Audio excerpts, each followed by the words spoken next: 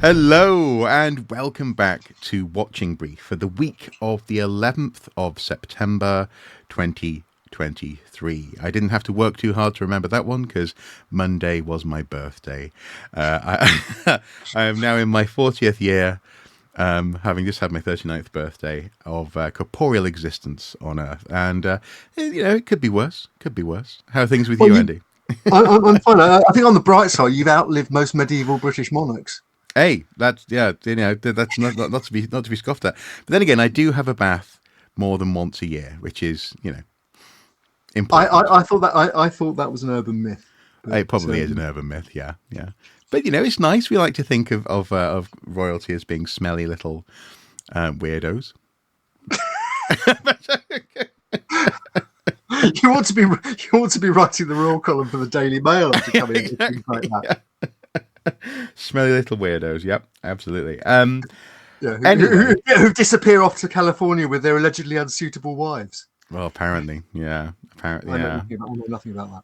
No, no. No, that is very Daily Mail of you. Yeah.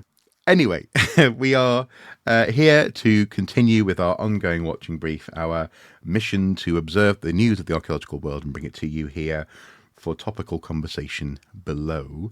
And we're going to start with highlighting the link of the week. We decided to include below a link to the UNICEF appeal connected to the earthquake in Morocco. It's requesting that you consider donating to our Children's Fund Award. That's UNICEF's Children's Fund Award, not ours. And it just seems as though we're getting at the moment natural disaster after natural disaster. There've been so many fires, earthquakes, flooding. It's a difficult year. Well, it's been a difficult summer, hasn't it? These appalling stories certainly seem to have been coming thick and fast, and I should say, obviously, people will be aware as we record of the awful devastation in Libya, caused by the torrential rain and dam breaks. We haven't got a lot of detail on that yet, and which is why we're not mentioning it in detail, just in passing. I suspect we may hear more about the implications and maybe even heritage implications in due course. But we also wanted to highlight the UNESCO's response to the Moroccan earthquake last weekend.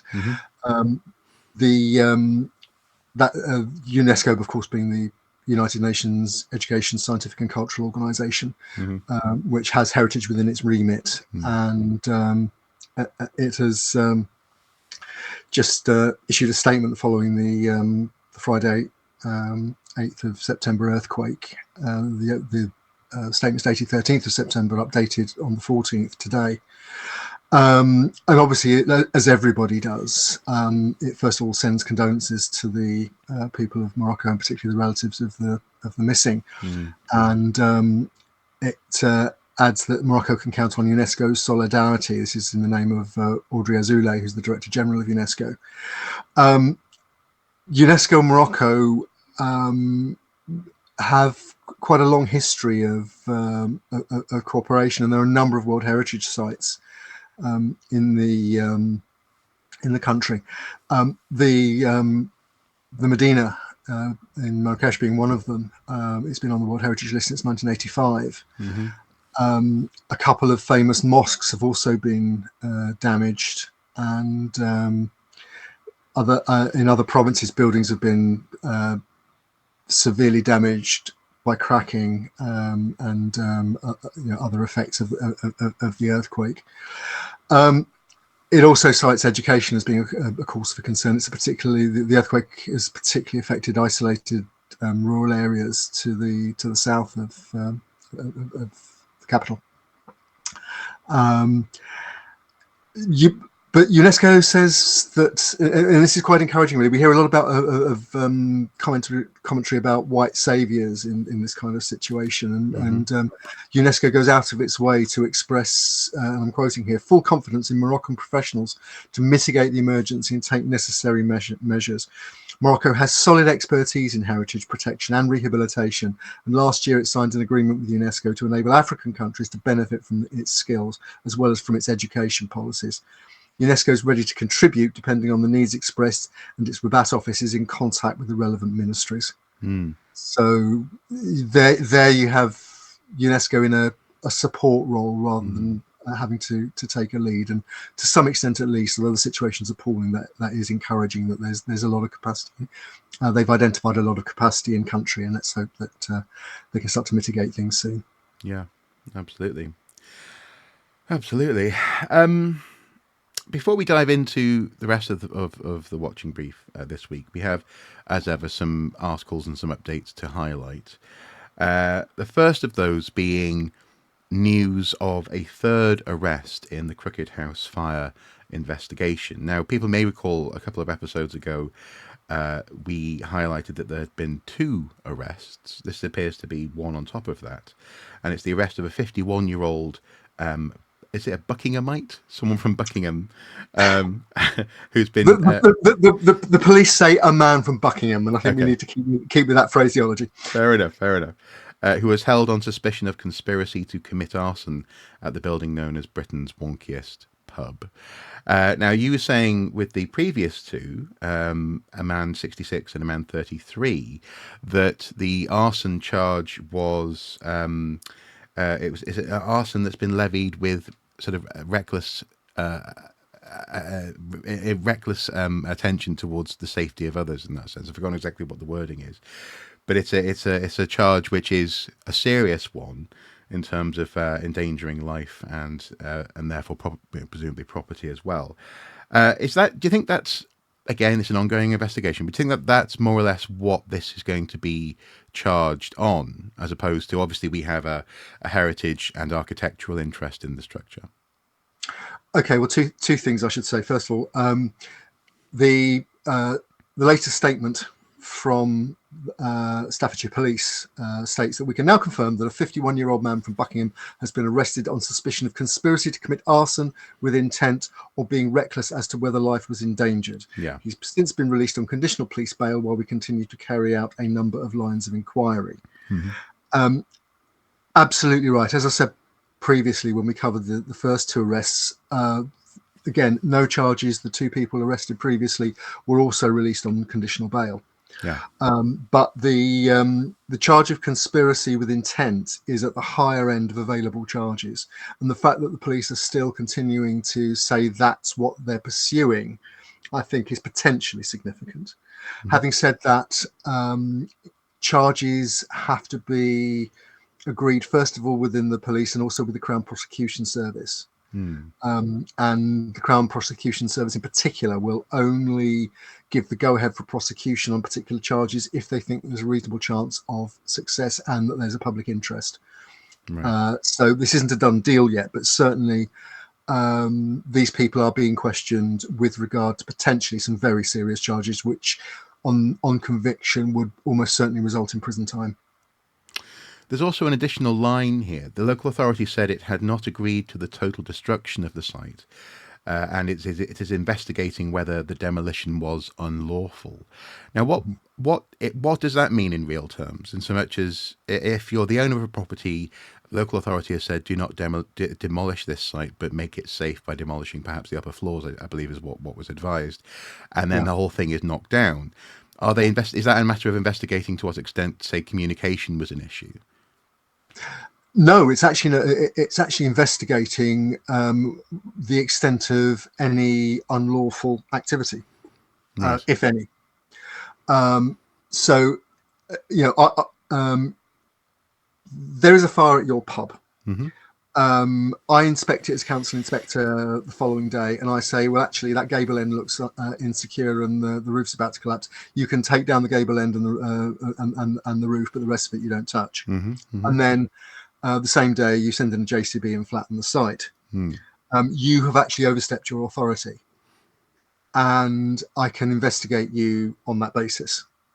So in that sense, shall we say, a transgression, some sort of misdemeanor has definitely occurred. It's just the extent to which that is an unlawful act. We can't say that it's definitely occurred because there may be extenuating circumstances we're not aware of. Right. Okay. So, for example, an email that might have been misinterpreted or something like that. Right. Okay. And again, that's purely potentially hypothetical. I'm not saying that's what has happened, but I'm saying that's no. the kind of thing that might come to bear in a case like this. Yeah, but I suppose that's what I'm trying to ascertain is what's the distance between effectively, the effect is you've done what you've been told not to do. Yes. And then, but what's the distance between that and being judged unlawful? And as you say, so there could be aspects of crossed wires somewhere in the middle. Is that what this sort of investigation is about, as it were? Yeah, I mean, yes, exactly, and it has to be said that the potential charges, court action in the basis, in the case of unlawful demolition, the consequences for individuals, and unless they've, which hasn't been alleged in this case, but deliberately ignored a court order, which could be find them in contempt of court. It's much less severe than the charges of arson if they end up being brought, and even if the same people are involved, which we don't know. But the consequences on the demolition,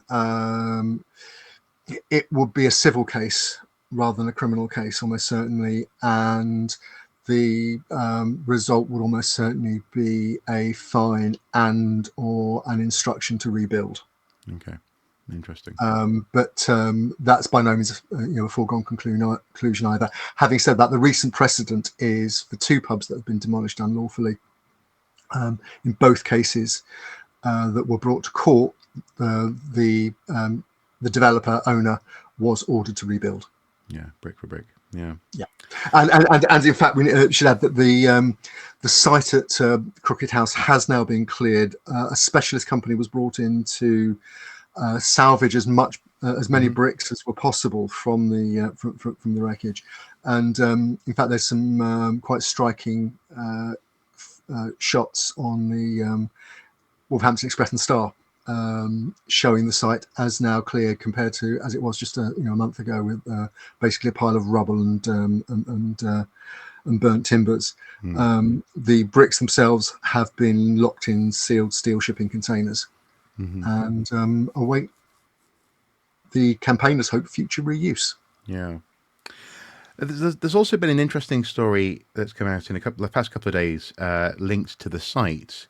Or rather, I suppose it unfolded on the site. There's been a police probe as violence broke out at the Crooked House site. Now, this seems to be a matter of people have been hanging around at the site, both in terms of protest, but also just in terms of curiosity. And it appears possibly some people might have been a bit inebriated, had a little bit of a fight, and someone got, it says, hit by a car but was not seriously injured.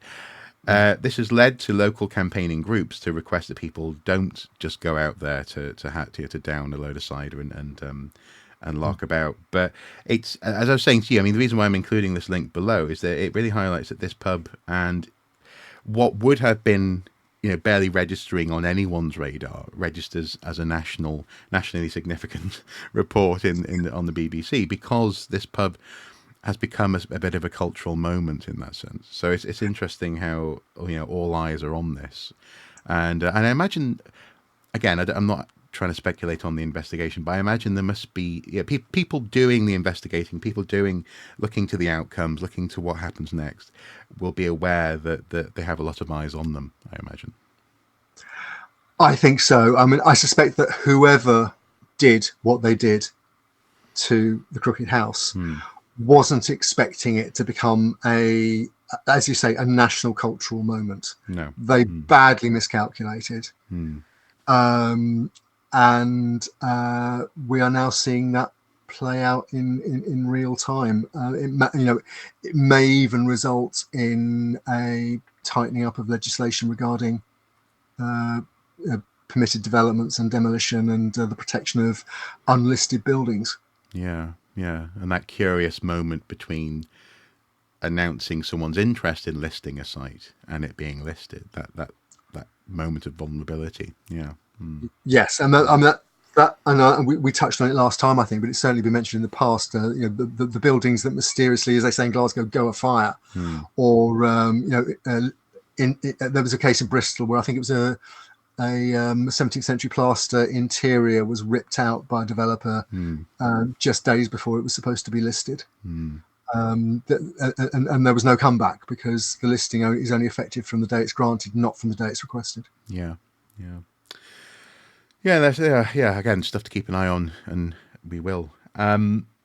Next, we have a development. I'm not really sure how to word this with regards to the old Oswestry Hillfort and the decision to go ahead with developing 83 dwellings very close to a Hillfort in the Welsh-English borders.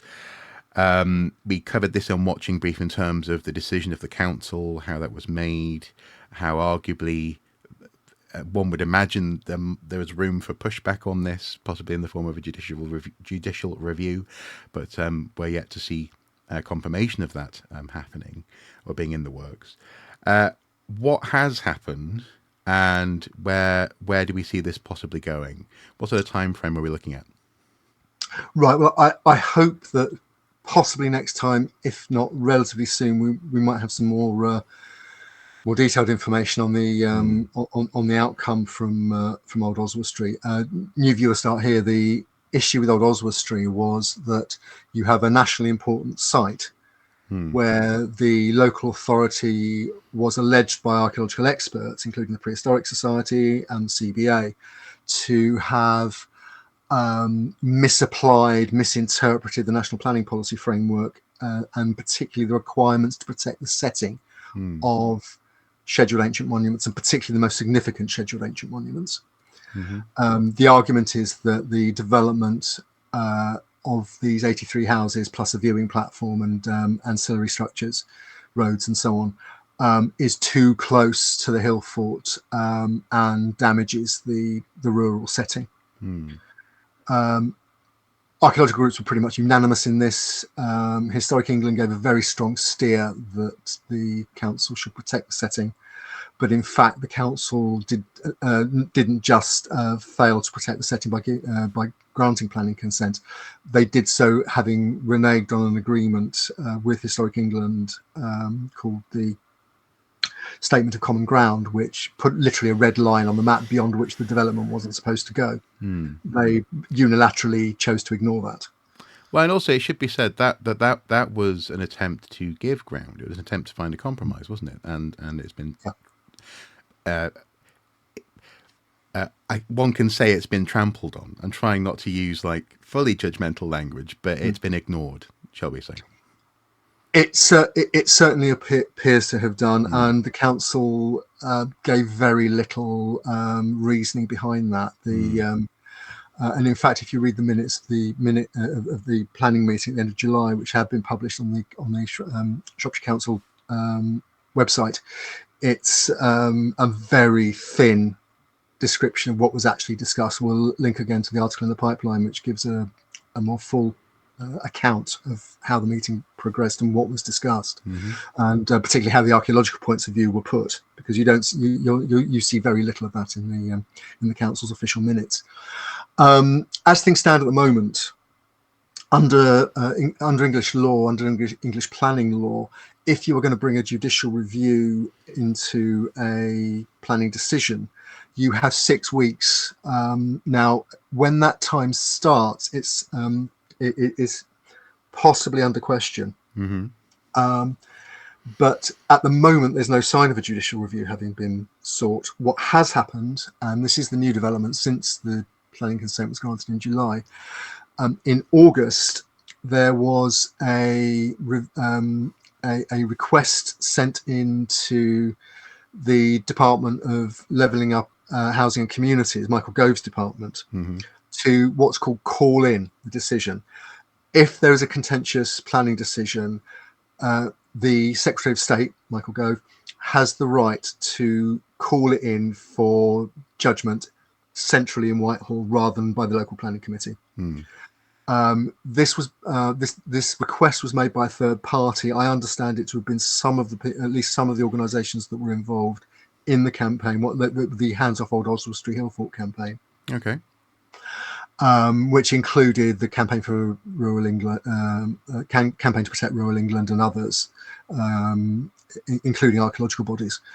That resulted in the middle of August with what was called a stop notice, which forbade the council granting planning permission until the Secretary of State had adjudicated. About 10 days later, towards the end of August, the word came back from Whitehall that Michael Gove was not going to call in the planning application, and therefore the stop notice was rescinded, which means the council can now grant planning permission. It may be that, however, that gives some extra time in terms of whether or not opponents might seek a judicial review. But I'm hoping to get more clarity on that before we talk again. Okay. Just briefly then. Given that previously one might have begun that countdown from the moment of the initial decision, and we are, I think, just beyond 6 weeks from then. Yes. Are you hoping to see some urgency in response to your queries, shall we say? I'm hoping to see a response to the questions we're asking, because it's potentially very significant to the security, particularly the settings of scheduled ancient monuments and listed buildings, which also have issues of setting. As things stand at the moment, the reason why Old Oswestry is so contentious and potentially so the consequences are potentially so far-reaching is that it does appear to lower the bar for what's allowed within the setting, the immediate setting of really important sites.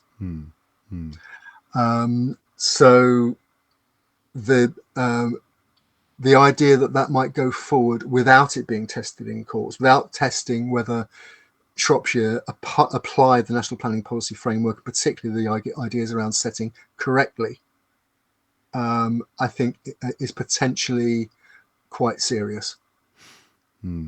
Yeah. See previous episodes for just how serious that could be. Next we have, and again, an awful lot of this seems to be floating in and around Westminster. It's so interesting how at the moment archaeology and environment and planning policy and lawmakers are in the thick of it and in the mix. The extent to which archaeological bodies are doing likewise is, as we've just discussed, a little bit variable. But next we have a story from the House of Lords. They have blocked, that's the upper house in the British parliamentary system, they have blocked government plans, that's the lower house's plans, and what's the point of the government in charge, plans to scrap the so-called nutrient neutrality rules. These are rules that we inherited from our time in the European Union and that dictate the relationship between... Well, is this attached to polluter pays? Is it about taking responsibility for land use? Is just in the context of building, or is it land use more broadly in terms of, for example, farming and say, I don't know, managing forests and wetlands and this kind of thing? Right. The reason this was important is because although this is specifically about building development in sensitive areas around rivers, the issue at stake was the whole underpinning of environmental regulations, which are basically identified by two phrases. One is the polluter pays, and the second is the precautionary principle. Yes. Excuse me. Both those come from EU practice and have been absorbed into UK law, even though we've left the EU, because there was basically a cut and paste of EU regulations into British law, England, Scotland, Wales, and the north of Ireland. Sorry, I should also say EU regulations, which we had a hand in writing. It's worth saying.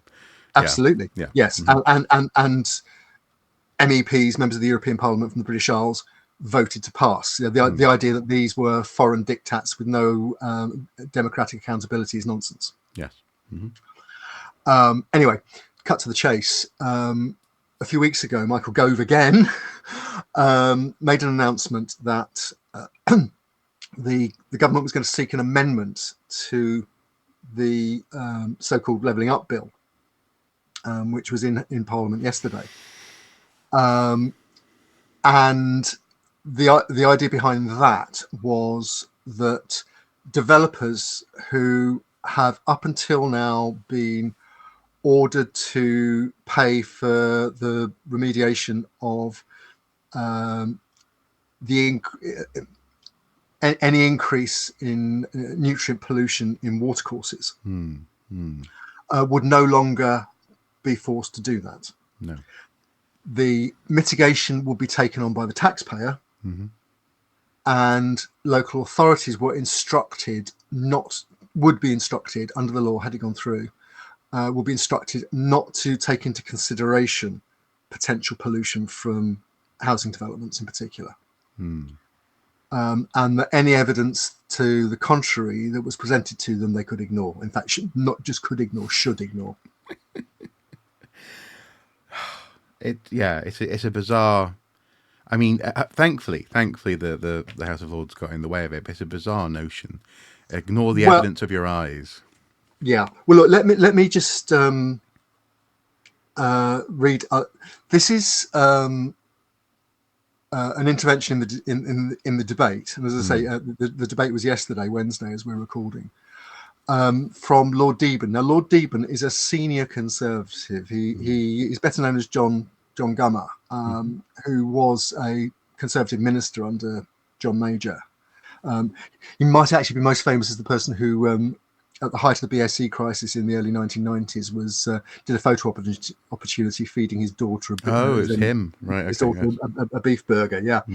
But on this occasion, it's not a photo op. He's on the side of the angels. He says, "I rather object to the fact that the newspapers say I'm a Conservative rebel, because he's a Conservative." He's a Conservative peer, former senior member of the party, former Prime Minister, who was actually voting against Gove's proposed amendment. He said, "It is the government who is the rebel here because they are not being conservative over this. First, they are asking local authorities, I can hardly believe it, to disregard the facts. This is the kind of attitude we see in the Republican Party in the United States, the people who do not believe in climate change, the anti-vaxxers who say, quote, don't look at the facts. The second thing that local authorities are being asked to do is to encourage ignorance. Not only don't look at the facts, but also don't look at any evidence or find any evidence. Just do what the government says should be done." And that was at the core of it.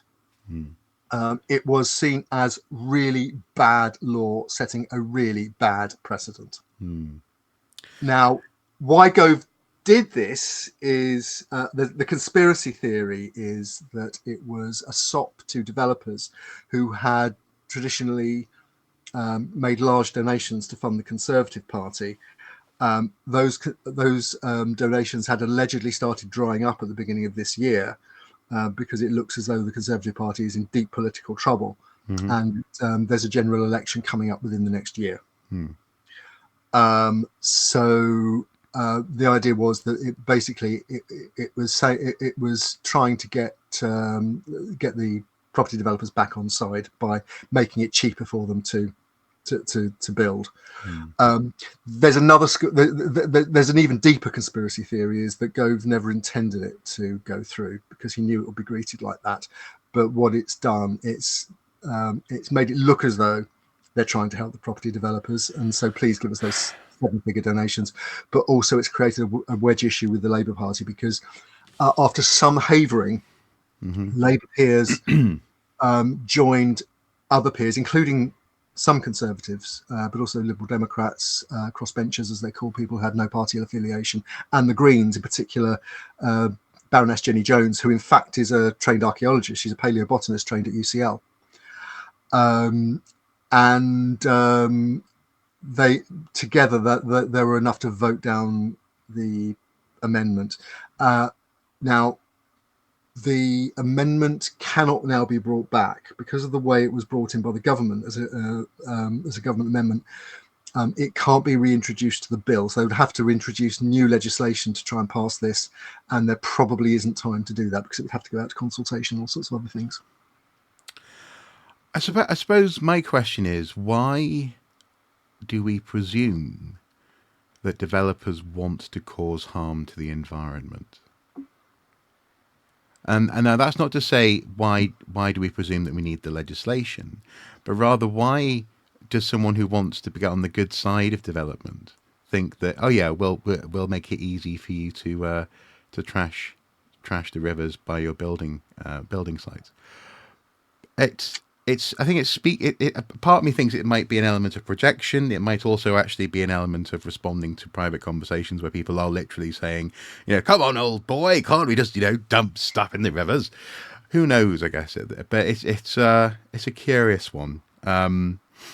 But as you say, it may be entirely performative. But even that's not fun. I don't particularly enjoy having to examine and take seriously the whims of a government that may well feel as though it's dying on its legs. I mean, it's a difficult time. It's a difficult time. Look, I think it's worth looking at this in a wider context. One is the context of a government that is saddled with Brexit and is trying to identify Brexit benefits, and freedom from EU regulation was seen as one of their quotes Brexit benefits. Now, obviously, people in the environmental world, and that includes not just the natural environment NGOs like the RSPB and the Countryside Alliance and so on, and CPRE and so on, but historic environment groups like the Heritage Alliance, which includes the Council for British Archaeology, they were also against these moves because of the danger to the polluter pays principle, which as I said earlier, underpins pretty much everything that happens in developer-funded environmental mitigation. The current government does appear to be, and people argue this is partly to do with Rishi Sunak's own background and interests, in not wanting to pile costs onto developers, entrepreneurs. The idea being the idea of this was being to save basically property developers some money. And it was seen as a quick fix. The government's been going around saying, this move's going to cost 100,000 houses, which people could be living in a few years' time. Most independent observers think that's the output of the back end of a cow, because it's a figure it's a scaremongering figure that's been created to create a wedge issue with the Labour Party, who, as I say, ended up supporting the amendment, voting down the amendment. Yeah, but also hitherto, it's not like buildings haven't been built and sold with all of the costs associated with it factored into the cost of doing business. So really what this is an attempt to provide more profit as opposed to make more houses built or get more houses built. As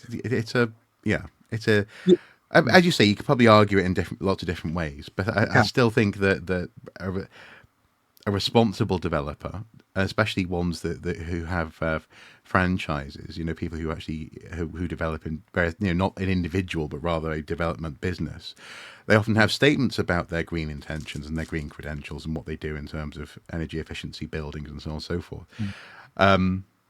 I just think it's quite cynical to presume that's what's going to get you money is to let them. To take away, the burden of being environmentally responsible. I mean, again, this is just a personal perspective I'm putting out there. It's not, it's just a curious thing as far as I can see. Yeah, I mean, I think at the moment, the interesting thing about this, as I say, the amendment was voted down. The government can't bring it back at the moment. There's a row going on today about the effect it may or may not have on house building, but. The government is running out of time, parliamentary time, to make major changes to environmental law. And I think one of the interesting things about this, the fact that there was an alliance across the House of Lords to use the parliamentary process to not just hold this up, but to actually kill it, suggests that if the government tried to do something even more radical, and we saw the so-called attack on nature hashtag that Liz Truss's government tried to introduce, God, it seems like a century ago. It was actually only just under a year ago. I know. But it shows, and this is against the background of almost every day there's a story about basically rivers of poo. The fact that going for a wild swim is now the equivalent of playing Russian roulette with your health in lots of rivers and waterways in the country. The government is running out of time to make these radical changes that they've been promising for, well, successive administrations have been promising, to be frank. And so we'll see. Nobody is relaxing for a moment, but it does show, I think, the kind of struggle they'd have on their hands if they tried to bring something in even more far-reaching. And certainly for archaeologists, the good news at the moment is that in Parliament, at least, the polluter pays principle and the precautionary principle have both been upheld. Yeah. Okay. I suppose just finally, in terms of our sector interests, any direct comment on this from the usual suspects? What do you think? No. Okay. With that attempt to avoid outright cynicism in mind, I'm going to take a little break now. Here's a message from us as to why you should consider supporting Watching Brief on Patreon. We'll see you in a second. A Watching Brief is a formal programme of observation and investigation to record and report on notable discoveries on an archaeological site. As part of our ongoing Watching Brief, Andy and I work hard to bring you the best, the worst, and sometimes the more quirky happenings from the world of archaeology. We aim to provide a space where voices can be heard, opinions shared, and sometimes truth spoken to power. If you believe in the work we do, please consider supporting us on Patreon for as little as $1 per month. Thank you.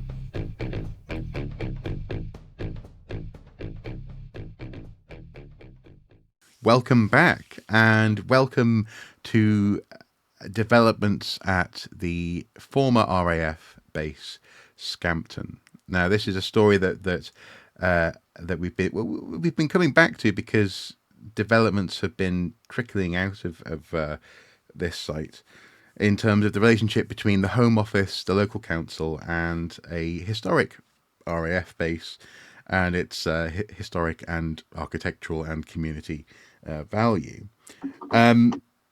It all starts, this particular development starts with 5 days ago, the announcement that at RAF Scampton, the Home Office had been ordered to stop its work on an asylum camp over a planning breach. Now, the plan had been announced by the Home Office a while ago now that they wanted to house people who are seeking asylum in this country at RAF Scampton for processing.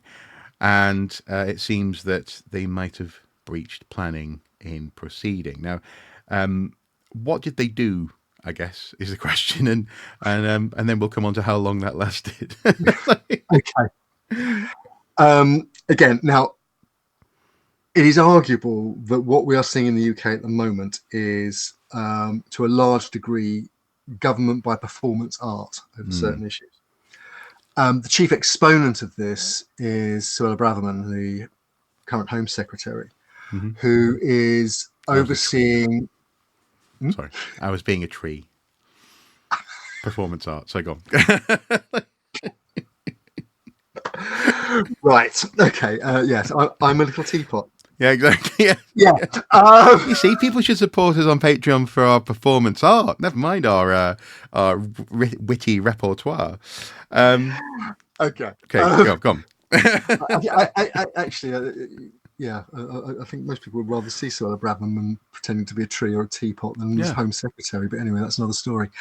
No, Suella Braverman, Home Secretary, has been fronting up Rishi Sunak's "Stop the Boats" campaign. which is one of his 5 pledges, again, which is to try and ingratiate himself with the British public and win the next general election.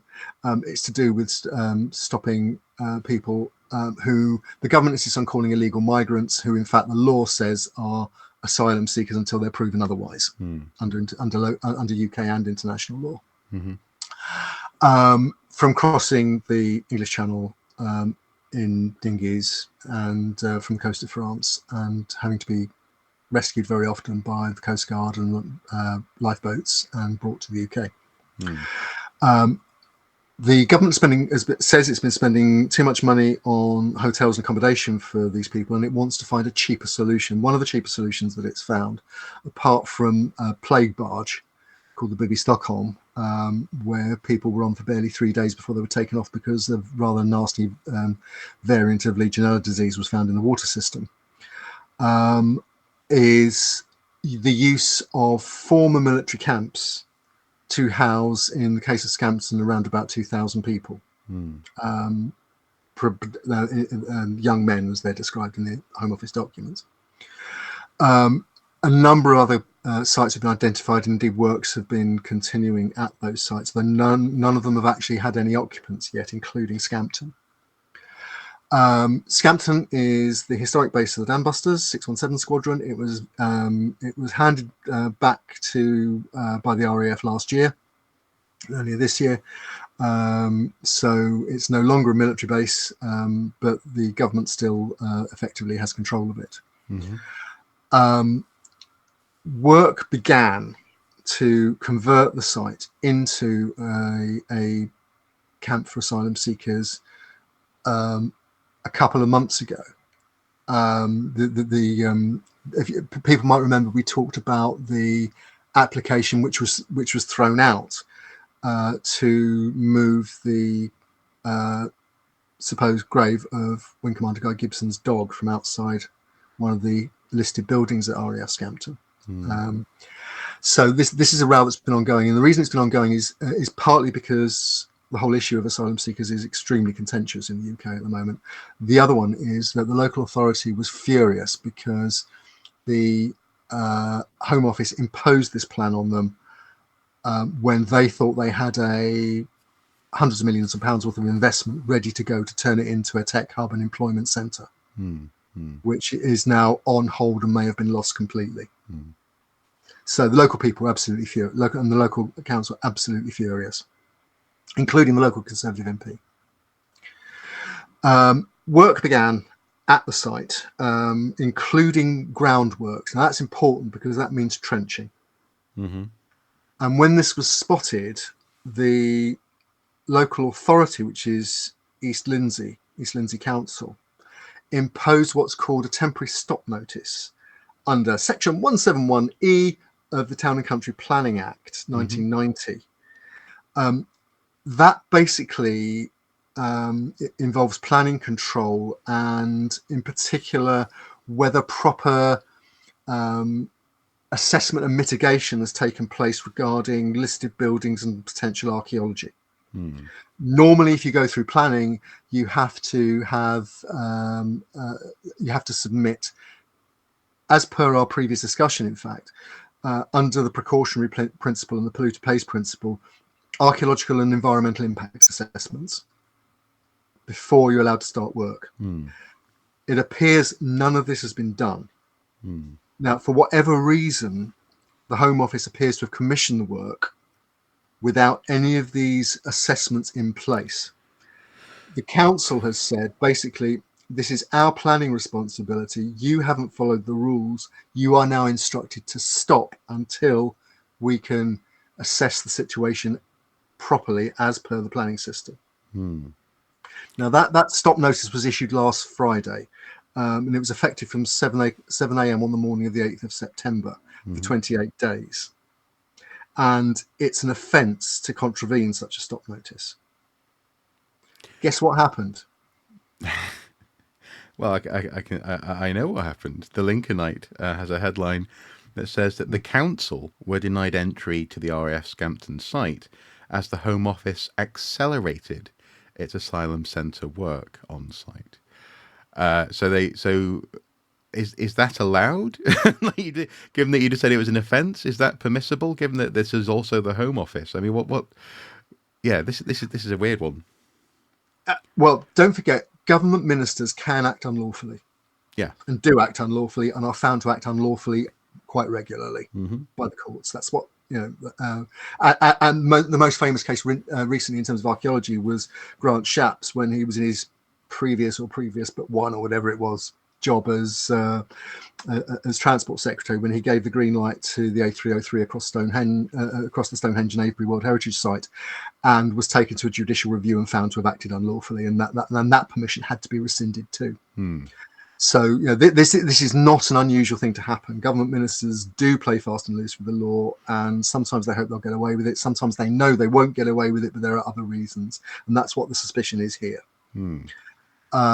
The suspicion is that the Home Office is facing a judicial review of the original decision to build an asylum reception centre at Scampton, which is scheduled to be heard on the 31st of October, 1st of November.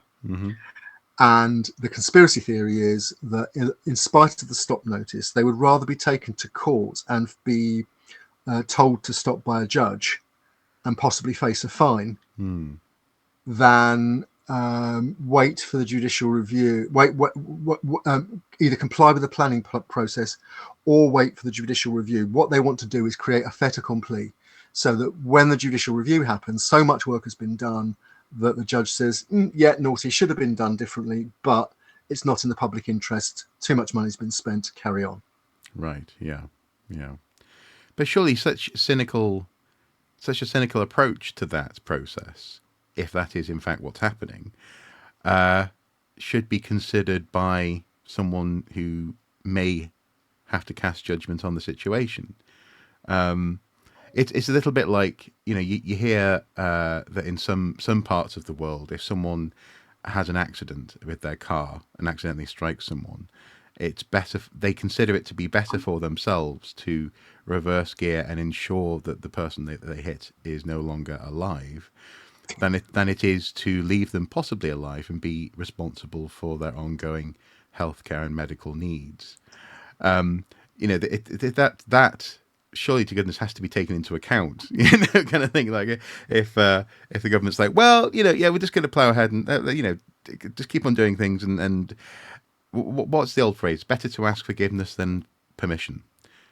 Surely to goodness, the Home Office that shouldn't apply to government departments, or am I just being naive?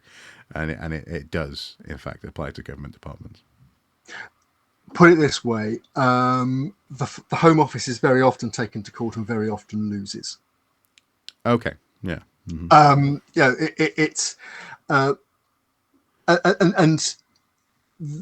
working on from that, and again, the current government has a particular angle on all this stuff, whereby if for the sake of argument, it's taken to court and loses an issue around the treatment of asylum seekers, it then goes to its client journalists at the Mail and the Telegraph and the Express and starts talking about lefty lawyers and the woke judges and the woke blob blocking the will of the people. So it's all part of the political game. That's why I said at the beginning of this, performance art. Because I'm pretty sure that Suella Braverman and her advisors will have strategized this. It may even be that they deliberately chose Scampton over other sites because it will be high profile. And people like you and I will be talking about it. As of 5 hours ago, the BBC has reported that RAF Scampton has now opened its doors once again. The council have been given access to inspect asylum centre work. West Lindsey District Council served a temporary stop notice, TSN, on the Home Office over concerns that heritage assets at RAF Scampton were not being protected. However, its officers and officials were given access to the site. Were expected to be given access to the site today. Government had previously said it was confident it had complied with planning rules. So, yeah. Yeah, I think it's also worth quoting the leader of West Lindsey District Council, who is Councillor Trevor Young, who's a Liberal Democrat.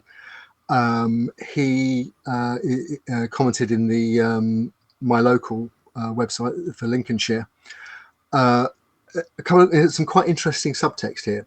He said, the community continues to support us, that's the council, through the provision of information and intelligence, which is incredibly valuable. Now, that line in itself is interesting because that suggests that they're getting information which from private individuals in the local area that they're not getting from the Home Office. Yeah.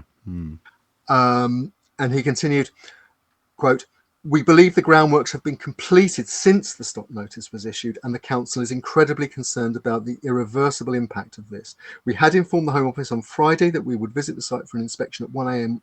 It must be 1 p.m. I'm sure that means 1 a.m. on Monday. They refused us access when we arrived.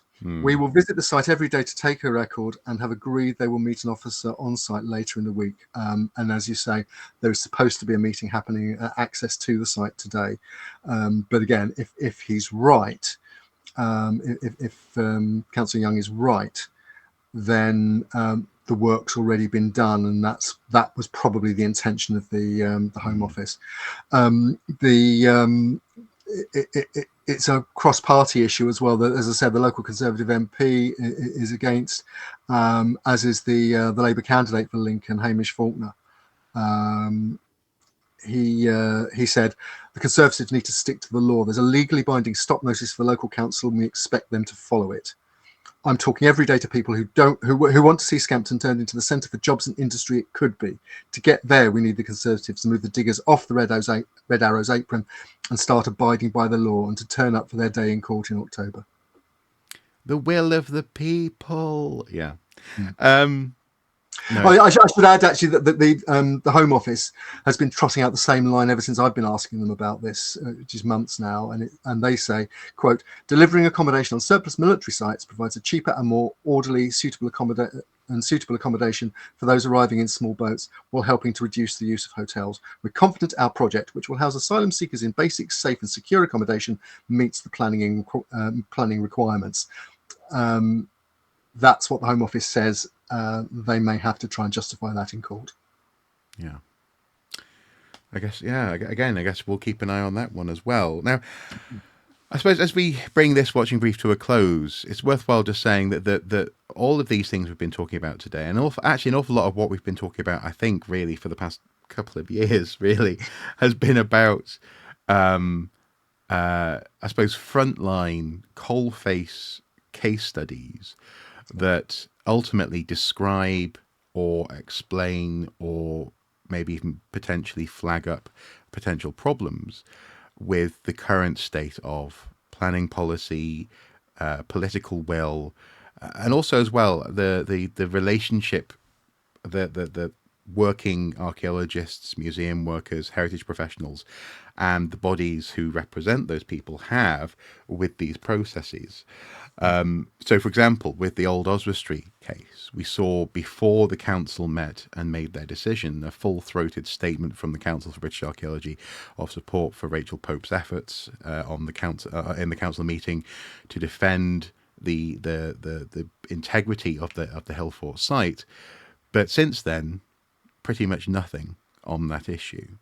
And I think not too long ago in a watching brief, I asked you about supporting winning causes and whether or not people have the stamina really to stick with causes that on the face of it seems that they're going to go over some rocky road before we might get to a place of having some sort of victory. And victory could here mean compromise, but a fuller compromise as opposed to one where a red line is drawn and then the council completely ignores it. But it seems as though that silence fills that space, and people, either friends and colleagues, aren't aware of some of these issues when I bring them up with them, or they kind of shrug and just say, well, that's just what we do, isn't it? That's just what these different groups and institutions and bodies do. They don't really do much. So I suppose by talking about all these issues, we've on the thumbnail we've got a little witty thing about planning to failing to plan. I guess what we're hoping for is that plans come together. I think I was I think I was saying to you, Andy, wasn't I, in between recordings, and you seem to agree that I touched on something that I really want to be able to say to you guys in this watching brief episodes. This is what we are doing. This is what archaeologists are doing about these issues. This is how on the ball they are with regards to planning policy and the risks, for example, of losing whole remits for the basis of commercial archaeology in this country. Don't worry, they're on it and they're doing something about it, and hopefully, we're not going to go down without some sort of a decent legal fight, essentially, a defence. But I can't. I can't report on that because, indeed, we can't report on that because it's not happening.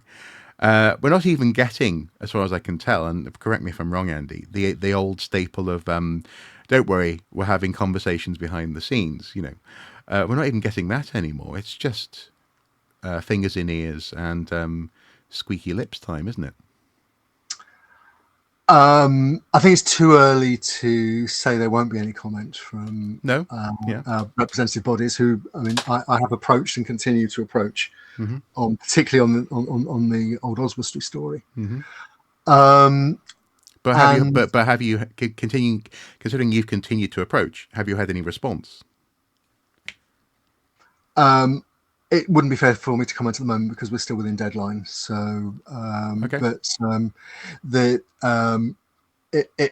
put it this way: historically, representative bodies have been less candid than maybe they could be when we've asked them to comment on policy issues that are current, and in some cases even might be argued to be a clear and present danger to the way archaeology is conducted at the moment. And also, to be clear, they don't have to talk to us. They could just put something else on social media. Just talk to everyone, talk to anyone.